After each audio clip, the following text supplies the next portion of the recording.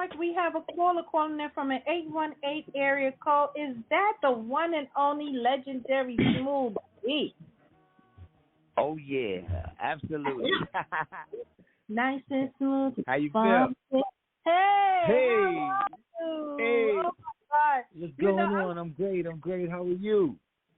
I'm so glad that you called in. Welcome. We already have an anxious caller or that have already called in, and this is Gil T that we've been kicking and talking about his musical career. His mother used to write for the Fifth Dimension. And so that's beautiful. Yo, it's a wonderful situation, and he also rapped on the theme song of a song that I wrote and produced with my cousin for my TV show, Celebrity Showcase. But enough about me. How about you? What's going on? I heard before. We're going to play that tonight. Yes. I love it. I love it. It's beautiful. Listen, we already talked about your bio, but for people that's calling in, let them know who you are, what you about, and what you got going on now. Oh, absolutely. Well, the legendary Smooth B. I'm the founder of the legendary group Nice and Smooth with Greg Nice. I've been in the music industry for like over 30 years, man. And I just put in work. I've bust my pen over the years. I've written for and with various artists from Bobby Brown, and I worked with Teddy Riley. I worked with a lot of people in the industry, you know what I'm saying? And, you know, I mean, this is what I love to do. I'm from the Boogie Down Bronx, and I got new material out right now as we speak, and it's like, you know, it's kind of like it's an actual dream, you know, something that I wanted to always do in terms of having my own label, my own situation. My label is called Barnes Entertainment Music Group, BEMG, in association with Big Eye God Enterprises. That's my business partner, Big Eye God, and my manager. And, I mean, you know, I dropped something, this song called Before last May, and then I did a remix with the Outlaws. And then I did another remix in Spanish. And, you know, both singles, well, the original single of Before went #1. It went gold. The second single, also the remix with the Outlaws, also went gold. And then that held the #3 place on the DRT charts at the same time as another single that I have called Summer Cry went #1. And I'm about to shoot the video for Summer Cry. So it's been a great year, you know. So you've been now. You know what? Unlike many legends and MCs from the golden age of hip hop, you've been able to transition into publishing, writing for other artists, and becoming a solo artist that's very relevant. But let me ask you something.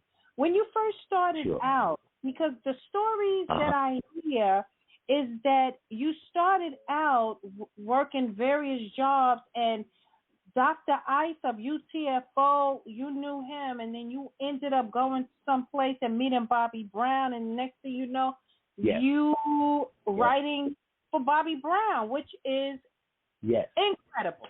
Please tell me that story. How did all that happen? Oh, man, it was amazing, you know.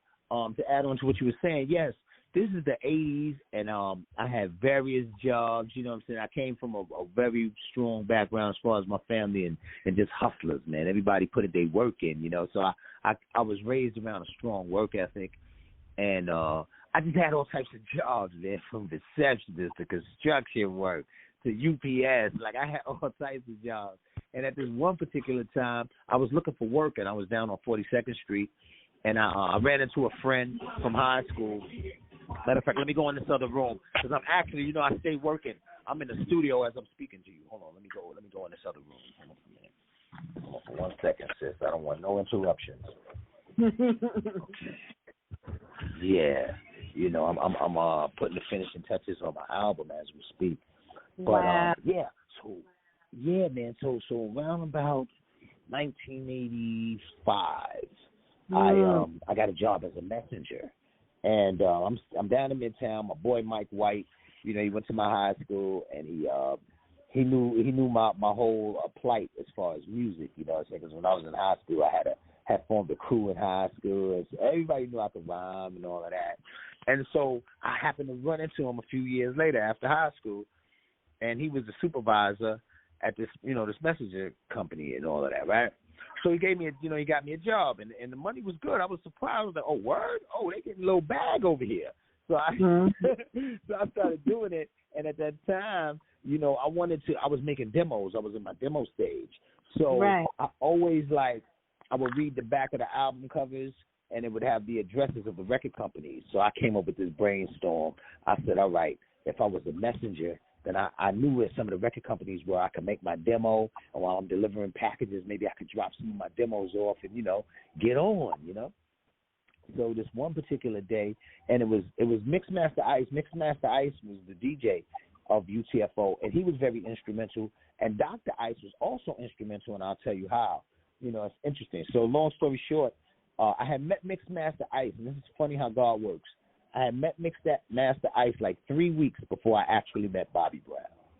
And I rhymed for him, and they had Roxanne, you know, they had their album out, and they was platinum. You know, they was some fly dudes, and the MCs were dope, and so Mixmaster Ice was like, yo, you dope, man. And, you know, to me at that point in time in my life, that was a confirmation that I needed. You know what I'm saying? It's like when you're an up-and-coming artist, when you hear established artists tell you that you dope, then it gives you that, you know, it gives you that hope, you know, and motivation. So lo and behold, this one rainy day, I didn't want to go to work, and I was walking up 7th Avenue in Midtown, and I stopped in this little pizza shop. And when I was in the pizza shop, I looked across, you know, I looked out the window, and I saw Mixmaster Ice standing on the corner. So I was like, yo, wait, hold up, that's Mixmaster Ice. So I come out the pizza shop, and I'm like, it was Famous Ray's, you know. I came out the pizza shop, and I was like, yo, Mix. And he looks, because it was drizzling by now. The rain had slowed down, and I was actually stopped in the pizza shop for the rain to slow up. So as it started to slow up, ironically, I noticed him. I come out, I see him, I'm like, yo, Mix, what's up? He like, yo, Small, what you doing? And I was like, I came across the street. I was like, yo, dude. I said, I'm a messenger and all that. And it was ironic because when I had the conversation with him, he told me that he used to be a messenger. So that was even more trippy for me, you know. So I went into him. I'm like, what's up? He said, what you doing? I said, I'm a messenger. Then he said it to me again. I'm a messenger. I said, yeah, I remember you told me. He said, I used to be a messenger. I said, yeah. I said, I remember you told me that. He said, I'm waiting for Bobby Brown. So when he said Bobby Brown, you just knew New Edition, you know, at that time. Everybody just knew New Edition. And, you know, it's Bobby, Mix, you know, Robbie, Mickey, and Mike, you know what I'm saying, right? But I didn't know his name like Bobby Brown, you know what I'm saying? So he was like, I'm waiting for Bobby Brown. So I said, that sounds familiar. And he was like, yeah, for New Edition, you know. And I was like, oh, word? And he said, yeah. So Bobby comes downstairs, and he introduces me to him, and he goes, yo, check this out. This kid named Smooth B, man. He's from the Bronx. He's a dope MC, like that. And Bobby was like, word? Well, come on, let's go to the studio, like that, just like that. And I was like, yo, hold up. And I was on the clock. So I explained to them that I was on the clock and so forth and so on. And then the deep part about it was when I went back to my job, I told my man Mike that I had met Bobby. And he was like, why you ain't going to the studio with him? I said, dude, how could I go in the studio with him? He said, man, you get the opportunity to go in the studio, go. Like that. He's like, I want to see you win, nigga. I want to see you on TV, you know. And Michael White, man, wherever he is, and he supported me wholeheartedly, man. And it was like, so the next thing you know, I end up going to the hotel, you know, because I couldn't go with them to the studio. But I went to the hotel. I met him later on that evening. And then they heard me rhyme, and I was in the company of LL. LL was there. Eric B was there. Red Alert. You know what I'm saying? And I spit for them, and they was like, yo, you dope. You got something. And then Bobby just bust out and said, I'm going to be his producer. Like that, right? So I'm bugging, like, I'm getting hit with all of this at one time. I'm like, word, I'm like, producer, what? You know? So, and then, you know, next thing you know, I went on. And so, like, 2 days later, he told me, he said, I'm going to the studio in like 2 days. I said, I bet I'll be able to go. Man, I called my supervisor, my man Mike, and every day that I went in the studio with Bobby, he paid me for the day. Wow. You know what I'm saying? That was real. He would punch my time clock. You know, and that's real. And he went so far. I'm gonna tell you something deep. He went so far. I ended up going on the road with Bobby for like 3 straight months. and then I was the everything man. I wore many hats. I was the background singer, his valet, you know what I'm saying, part-time security, you know what I'm saying? And like me and Bob just hit it off like brothers. We just clicked, you know, and like on some kindred soul tip, you know, and that's my brother to this day. And, you know, shout out to Bobby Brown. And the thing is, the whole 3 months, though, sis, the whole 3 months that I was on the road, because you know this game is like, it's up and down, you know what I'm saying? Even though I'm working with him and I'm doing background and all of that, I come back to the real world after, you know, when the tour is over, I'm back on the block. You said background, like on what songs? Well, I didn't sing background on the, well, actually, I did do background on his song, King of Stage, but when I was on tour with him, I sung background on Girlfriend. I sung background on all those different songs. The different songs that he had as singles on tour, I sung background, you know. Wow. Yeah. Now, this was before you got with Greg. Yes, absolutely. So you basically was a solo artist before you became a duo. Exactly. You know what I'm saying? And my solo career was, go ahead. No. The thing, because I was trying to figure out, because when I listen to you, like I tell people this all the time, I have an eclectic ear, right? And so I'm influenced by gospel, R&B, and jazz. I hear that in you. When I hear you would phrase certain things, and I've been following you since your inception, especially when you was like, you know, you mentioned 125 and Saint Nick in one of your songs, which my favorite song. Sometimes I write, sometimes you know, rhyme fast and slow. Rhyme slow, rhyme quick. Yes. So but the way you phrase, I think jazz, doo-wop, and R&B. Like I'm trying to see what your influences are. Like what do you listen to? Man, you know, all of the above. You know, I'm an avid music lover, so I listen to a little bit of everything, sis. You understand me? And a little bit of everything is what makes Smooth be. You know what I'm saying? Like that song, even the song before that I just recently released. That's the interpolation. Like, you know, thank you, Ma. Yeah, and I flipped the hook. It was from Sir Elton John, right? Now, I love Elton John. I love his songs. You know what I'm saying? I got introduced to Elton John as a kid, you know, and the funny part about it with hip-hop was that when I went to the jams and I saw Grandmaster Flash and I saw Kool Herc in the parks, and then I saw, and I got exposed to Africa Bambaataa. Africa Bambaataa used to play rock songs. He would play Queen, We Will Rock You, and he play all of those type of records in the jams. So it was really like opening our minds to various styles of music. Plus, I came from like a musical home. Like my mom's was an avid musical, you know, record collector. You know, it was crazy. Like the first time Greg Nice came with me to my mom's house, he was bugging. He was like, "Dude, you got crates." So I had a few crates. I had like 5 crates of records. And he was like, "Hey, you got crates in here?" I said, "Yeah." I said, "That's my mom's collection, B." You know what I'm saying? And then he was like, "Let's look through them." You know, because Greg started out. He's brilliant. He did mostly all the tracks on the Nice and Smooth albums. He did those beats, and so he was like, "Yo, man, let's look through these albums and see what you got in here." So we started going through the albums. He was like, "Nigga, you got mean beats in here," and then we just started constructing. You know, and my pen game is my gift. You know, that's my blessing. So I used to write a lot of Greg's rhymes. And your voice. Well, thank you. You know what I'm saying? Yes, now wait a minute. So now I'm trying to squeeze you in for the next 15 minutes and try to get as much as I can out of you, because you know I've been like I said, I've been a fan.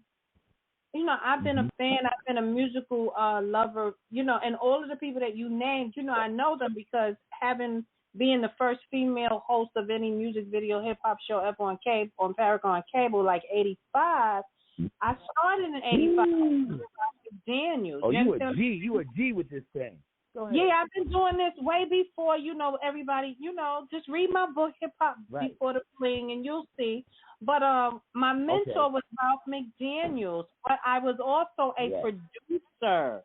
And I used to do music, you know, with Donald D and Strafe and King Griffin. Yeah. Wow. And my family brought Gladys Knight to New York, and they recorded her first hit, "Every Beat of My Heart," which I want to do over, but it's just that I'm shy.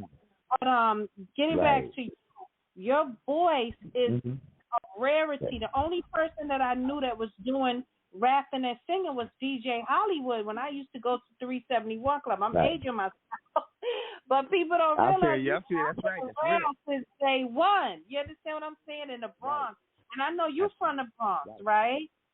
Yes, absolutely. Where did you live in the Bronx? I'm from Finley. Man, I lived everywhere. I was all over that joint. I was on Finley Avenue, Townsend Avenue, Webster Avenue, Marion Avenue. I lived uptown on 233rd. Man, I was all over the Bronx. I lived all over that mother. And it was deep. As I would move, it was like I would find hip-hop. Well, I wasn't in charge of it. My mom's was moving us. When we had to move, it seemed like wherever we went, it was another form of hip-hop. Like I go from Finley Avenue to Townsend Avenue. Then when I get over there, you got the Sparkle Club and the Ecstasy Garage. So I'm exposed to hip-hop. When we moved over that way, by 170th over that way, then that's how I got a chance to go to my first jam and see Flash and Kool Herc in the park in Taft Schoolyard. Then from there, when I moved up to I'm trying to tell you, you already. My brothers went to Grand Avenue, somewhere over there. It's Grand Avenue, I think it was. Okay. What's that? Yeah. I think Grand or McClellan, one of them joints. It's right there, right off of 170th. But the crazy part was, when I moved up to the North Bronx, that's when I didn't even think. When I moved uptown, it was like we're moving on up. You know what I'm saying? My family came into some bread, so we went uptown, and I thought. I was by Co-op City, and I'm thinking that it ain't no hip-hop up there. Every weekend I was going back to, like, Mount Eden and all of that, going back to the hood, and my mom was like, you got to stay up. Mount Eden in, like, 170-something? Yeah, 173rd. It's a small world. But did you ever meet Pumpkin? He was my friend. Pumpkin King. I met Pumpkin years ago, Of course. Okay, because when I moved uptown, when I moved uptown, I was down the block. I was like 10 blocks from Edenwald Projects. So I used to manage a singer from Edenwald. Melissa. Come on, stop playing. Oh, Antoine. Yeah, come on. Come on. I know all about the Bronx. You understand? I live the Bronx and Harlem. That's my stomping ground. Let me tell you something, sis. While we on Edenwald Project, I gotta shout my man Preacher Earl out. I want to make sure he hears this interview. Big shout out to Preacher Earl, and he was a G, and that's my man, and he used to be up in Edenwald and all of that. But so go ahead. But the thing was, when I moved uptown, I thought hip hop was lost, and then one of my boys was like, "Yo, we going to the jam," and I was like, "Where?" And he's like, Edenwald Project. I said, "It's projects around here?" You know what I'm saying? And then the next thing you know, he took me to Edenwald. And the first time he took me to Edenwald, I saw Funky Four. That's where I saw Funky Four. And I saw Shot Rock. Yeah, and they was in the park, and it was amazing. Barry B and Breakout. Double Trouble. Yeah. Barry. Yeah. That was amazing. Oh, come on. Double Trouble. That's who they was. But Rodney C, that's my dude. Yeah, man, Rodney C. Shout out to Rodney C. I got to talk to him, man. I haven't spoke to him. I got to reach out to him. Shout out to Rodney C. That's my brother. That's Angie Stone's husband. You know that, right? I didn't know that. Yes. They had a daughter, Diamond. Yeah, that's where she got her name from, Rodney Stone. Wow. They're not together anymore. Oh, that's so beautiful. When she was with the Sequence, remember her Girl of Pearl and Blondie on Sugar Hill? Yeah. Absolutely. Shout out to Angie, man. She's one of the best to ever do it. Yes, she is. Very good singer also. But we could go on and on and on and on. Okay, so wait a minute. But you never told me how you met Greg. All right. So what happened was, so while I was on the road with Bobby, I met this guy named Lance Romance. Shout out to Lance Romance. And then he told me about Greg, and that's how I met Greg. When we came back off the road, we came off tour, we was in New York, and he was like, I didn't know he lived in the Bronx. And he was like, nigga, I live in the Bronx. So he said, yeah. He said, yo, man, I want to introduce you to somebody, man. He said, because, you know, I was interested in sampling. And, you know, and then Bobby did everything with a band. So he wanted to produce me, but he wanted to produce me with his band. But I saw that, you know, everybody was sampling. Let me interject you. I'm sorry I have to keep doing this. Listen, you are tuned in to blogtalkradio.com. Hear No Evil. Please call the show and speak to the legendary Smooth B 453-9097. 516-453-9097. And we also have a caller on here named Guilty, who is a rapper and whose mother used to write for the Fifth Dimension. Say hello to Smooth B. Hey, Smooth B. This is Gil. What's up, Gil? How you feeling? Hey, what's going on, man? Yeah, I wanted to tell you, you know, I'm 42. You know what I'm saying? I'm 40. You know, I'm from Spanish Harlem. I'm from Jefferson Projects. Right. You know what I'm saying? But you know, I wanted to tell you, man. Coming up, man. Nice and Smooth. Oh my God, man. Like I listened to that tape. You know, back in days with cassettes. Till the letters rubbed off the tape. Like I just want to tell you, man. It's an honor, man. It's beautiful, man. To be able to talk to you. You know what I'm saying? And yo, like, you know, I was a big fan, man, coming up. You know, everybody out there, but Nice and Smooth was always like, you know, in my favorites. Sir. You know what I'm saying? Oh, but you know, I'm from Harlem. I'm one of the nicest rappers on the face of the planet. I got caught up, you know, having kids and shit. You know what I'm saying? And you know, you know, family things, nothing negative in my later life, you know, my earlier life, that's another story. But anyway, man, I kind of like jumping back into my thing right now. And, you know, I don't know, yo. Hopefully we keep in touch through Darlene. I want to send you, like, some music and whatever I'm doing and all that. But, you know, this conversation not for none of that, man. I want to let you know, man, I love you, man. You came up with me since I was little, man. You already know how them memories go with the songs that you attached to and all that. You know what I'm saying? So, yo, thank you, peace and blessings. You already know, man. Blessings, God. And I'm still here, yo, 42. You know what I mean? His family, man. Yes, sir. The blessing is family. Yeah, and you messing with the right one. Darlene is family to me. You know, family, her family is family, her brother, her cousins, you know what I'm saying? Like, we all came up, you know, in New York all them years ago, and, like, beautiful woman, man, very intelligent, you know what I'm saying? And, yo, man, I'm very happy, yo, we had this little conversation, you know what I'm saying? Okay, thank you, man. I'm glad you reached out, family. Thank you so much. Yeah, definitely.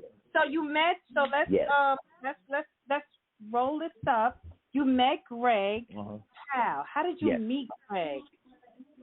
So the thing was, my man Lance from Mance, he invited me over to his crib. He said, come to my crib, and I'm going to introduce you to this dude named Greg Nice. So I said, all right, bet. So when I got there, Greg came over with this brother named June Love. So June Love was my man. Oh, my God, I love that nigga. So at the time, Greg Nice wasn't really interested in rhyming. He was into making beats, and he was doing the human beatboxing, and he was dope, you know. And so June Love was the one that was rapping. So they were a group, and I was still on my solo shit. So once we started talking and playing demos for each other, we got into a rhyme cipher. And I swear I wish that was an era where we had cameras on phones, you know what I'm saying? Because that rhyme cipher was beautiful.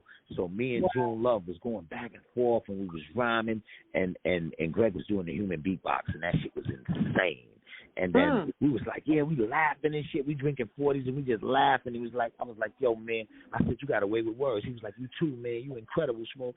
I was like, look, man. I said, one day we all going to do a record together. You know what I'm saying? So he said, all right, bet. And then like 3 days later, I went back on the road. Long story short, I went back on the road for 6 more weeks. When I came back to find out that June Love had got murdered. You know what I'm saying? And now the deep irony of it was that his name is June Love. He got murdered on Valentine's Day, and he got shot in his heart. What kind of shit is, excuse me, but that's so insane. And so I was like, what the fuck, And so the last note, I try to keep my word. You know, anybody that know me, man, I try to stand on my, you know, I got certain principles that I stand upon. So when I give my word, you know, yes, exactly. They call it the blues. Time on my hands could be time spent with you. Laughing like children, boning like lovers, rolling like thunder under the covers. When I was young, I had to beat the clock before. I was the first one with boomers on the block before. Right. I've been locked up before. I hit a nigga with a lock and a sock before. Right. I left bitches in shock before. Hustle weed and coke on the block before. Right. Got a penicillin shot before. I smoked a blunt with my nigga Tupac before. You feel me? Darryl Barnes, day one hitter. Call me Smooth B, day one spitter. Thorough to the core, take this shit seriously. Niggas frontin', acting deliriously. Fuck 'em, I won't waste no energy. I ain't fucking with you if there is no synergy. Stupid, I ain't got time. I'm focused on the bag, you running from your past. Well, I guess that's why they call it the blues. Time on my hands could be time spent with you. Laughing like children, boning like lovers, rolling like thunder under the covers. Well, some are broken, some wishing, some hoping, right. Some reaching, barely coping. Right. I dream with my eyes open, I'm a lion, no poking, no provoking. Right. I could come out this cage in a rage, but I'd rather engage on a stage. Grown shit, no extra shenanigans. Cats getting money, but they stiff like mannequins. Loosen up, playboy, you're too tight. Everybody getting money out here, it's alright. It's a new day, new game, new way to play. You still hating? Nigga, get out the way. You get money, but you blowing it. We stay sucker free. You a clown, you ain't knowing it. We stay sucker free. Is she wifey or she hoeing it? We stay sucker free. You was a drug dealer, now you a scammer, you Instagrammer. I guess that's why they call it the blues. Time on my hands could be time spent with you. Laughing like children,